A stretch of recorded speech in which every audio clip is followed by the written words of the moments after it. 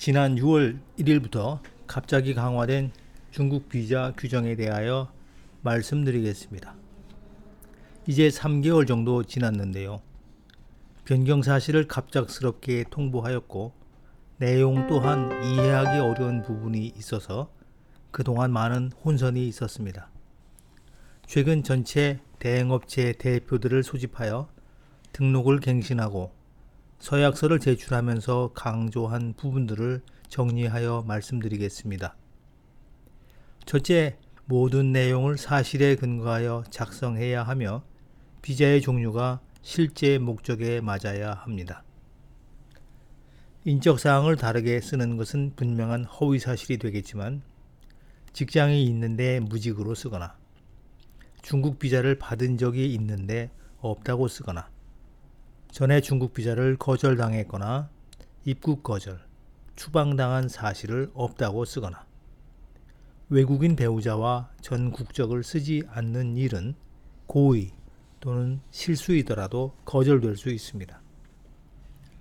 중국에서 귀화하신 분은 별도의 확인 절차가 있기 때문에 반드시 사실대로 작성해야 합니다. 비자는 방문 목적에 맞게 신청해야 합니다.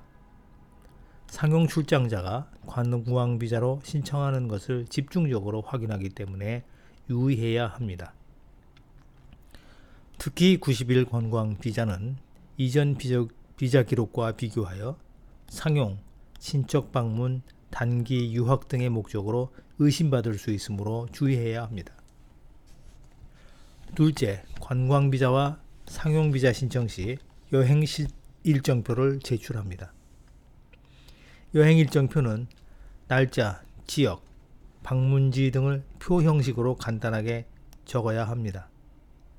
더블 비자는 2개의 일정표를 제출해야 합니다.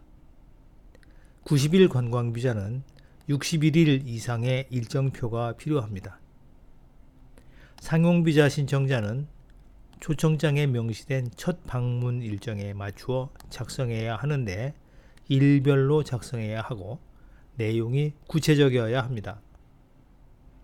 단순히 시내 관광, 거래처 방문, 상담 등 포괄적인 표현을 쓰지 말고 실제 명칭을 사용하여 작성해야 합니다.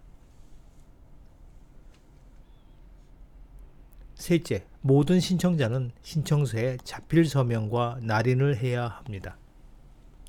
신청서를 본인이 작성한 것을 확인하기 위해 신청서에 본인이 서명을 하고 옆에 도장을 찍어야 합니다. 서명은 한글 정자로 쓰면 되며 도장은 사인으로 대신할 수 없습니다. 은행 거래 시에도 도장을 사용하지 않기 때문에 도장이 없는 분들이 많습니다만 도장을 반드시 찍어야 합니다. 단 8세 미만은 부모의 도장으로 대신할 수 있습니다. 종교인, 언론, 연예, 광고업에 종사하는 분은 관광비자 신청 시 각서를 제출합니다. 신청서, 각서, 여권의 서명과 필체는 일치해야 합니다. 넷째, 당일 급행이 1박 2일로 바뀌고 비자 발급 시간이 오후로 변경되었으며 비자 거절 사실을 미리 알려주지 않습니다.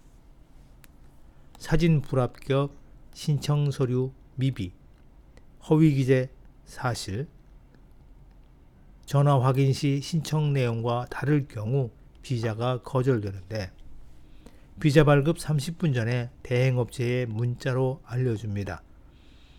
강화되기 전에는 서류 심사 중에 미리 거절 사실과 이유를 알려주었기 때문에 오전에 여권을 받아 보완 서류와 함께 당일 급행으로 신청하면 오후에 받아 출국할 수 있었으나 이제는 거절될 경우 다음날 특급으로 신청하여 그 다음날 받을 수 있으므로 계획한 날짜보다 최소한 3일 후에나 출국할 수 있는 것입니다.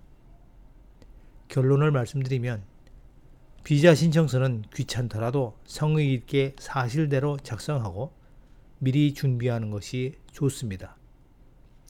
이제까지 한 번도 전화 받아본 적이 없다. 이 사진으로 계속 잘 받아왔다. 대충 알아서 써달라는 말씀들을 하십니다.